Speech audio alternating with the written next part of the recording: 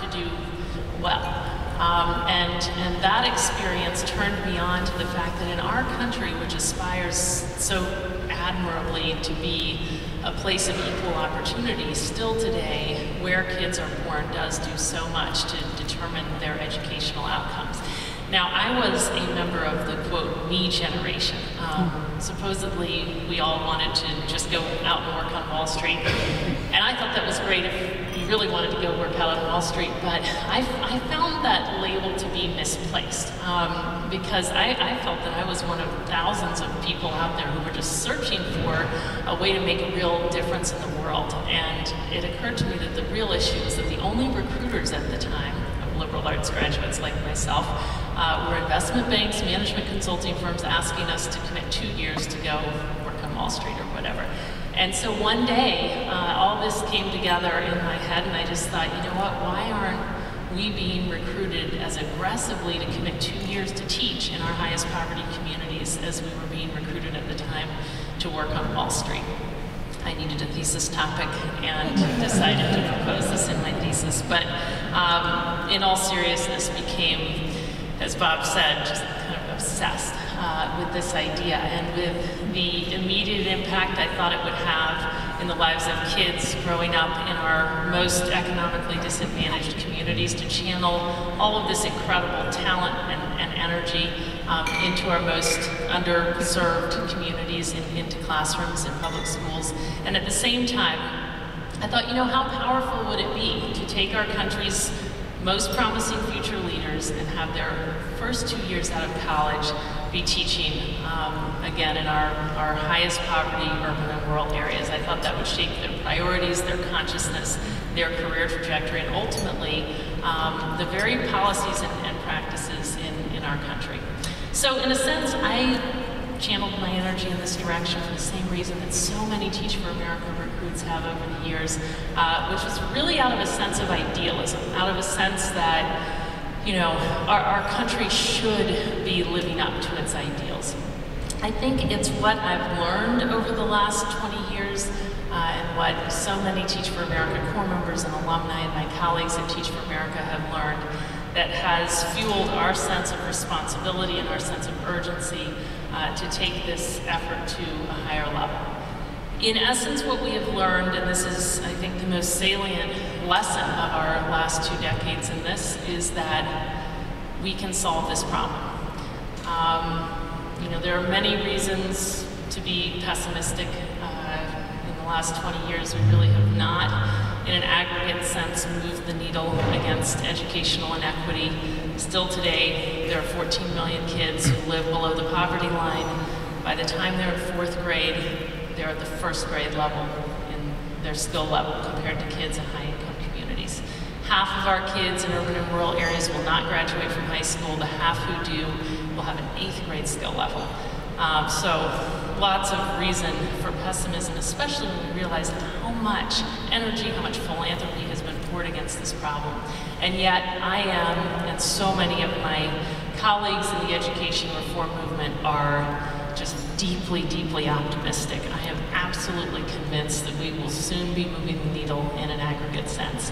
And I say that for a few reasons.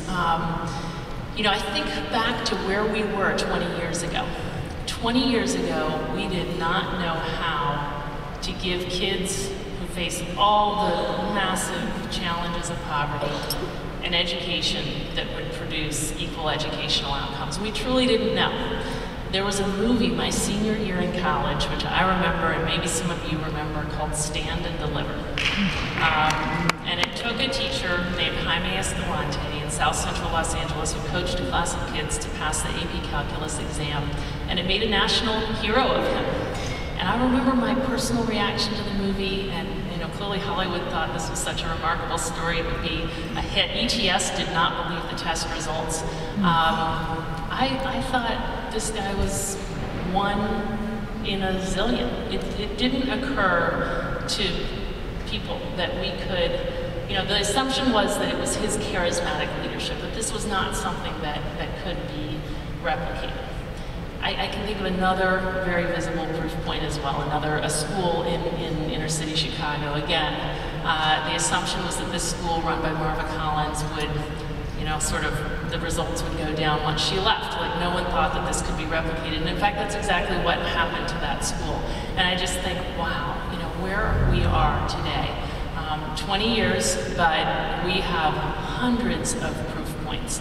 Not only many visible examples of teachers showing what is possible for kids to achieve in their classrooms, but we have maybe 200, 300 very high-performing schools in urban and rural areas showing us what is possible.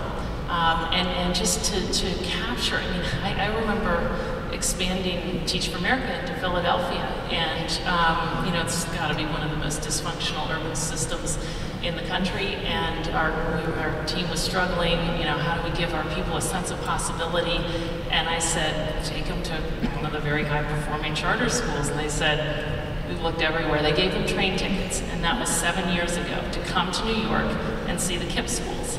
And I think, wow, there are 10 schools in Philadelphia right now where we can show anyone what is possible for kids in urban areas to achieve. So the conversation has completely changed, and it's really gone from a question of, is this possible, to a question of, we know it's possible, and the question is, how do we do this at a system-wide level? And even to that question, you know, listening to Mayor Bloomberg speak here tonight, I remember just vividly his speech maybe 8 years ago when he said, taking over the New York City Public Schools. And I remember it because it was stunning what he said. At the time, it was like a foreign language what he said. He said, I'm going to bring principles of management and accountability into our school system. It seemed that he was the one person who actually understood that, you know what, this isn't magic or elusive. This is about bringing into our schools all the same principles that work in any other organization. And I look at the progress in New York City, and you know, there's so much controversy, but if you look at the data, we are moving the needle in New York City. And that's what gives me optimism is, you know what, we may not yet, soon, but not yet, be moving the aggregate needle, but in some communities, we're seeing that it's possible to effect serious system-wide change. 5 years ago, if you'd gotten the reformers in our country together and had asked them what are the most entrenched school systems in America, there's not a doubt that New Orleans, Louisiana, and Washington, D.C. would have been 2 of the top 5. Go to New Orleans and Washington, D.C. today, 2 of the very fastest improving school systems in America, and see what is happening. You all believe in entrepreneurship, go to New Orleans and see what is happening. 4 years ago, if your kid was born in New Orleans and was destined to go to the New Orleans public schools, there was no reason for hope. We met 8th graders coming into our classrooms at the 2nd grade level. Go there now. You know, I spent 2 days walking around public schools in New Orleans thinking I'd send my kid to any one of these. The entrepreneurial energy there is absolutely remarkable. So just to wrap this up, what I'll say is that, you know, at every level of this, at the classroom level, at the school level, at the system level, wherever we see transformational change happening, it turns out that it's happening because of transformational leadership. There's nothing magic or elusive about it. It's about incredibly talented, committed people who believe in their kids, who are throwing themselves in and going above and beyond to ensure that they have the opportunities they deserve. Teach for America has been, alongside many others, a critical source of that transformational leadership. Certainly has done a great deal to kind of fuel the hundreds of proof points that we have today, pioneering a number of the charter models and fueling their development as teachers and principals. And when you go to New Orleans and New York and Washington, D.C., and a number of the other systems where the needle is moving, there are many things creating the change, but if you took out the Teach for America alums, you'd sap much of the energy in the system. And what gives me optimism, therefore, is to see what's happening on our college campuses. We had 47,000 people competing to channel their energy into Teach for America this year. 18% of Harvard's senior class, 40% of the African American seniors at Harvard competed to enter Teach for America. We'll bring in more people this year than we brought in the whole first decade of our work, and it's those people in the first decade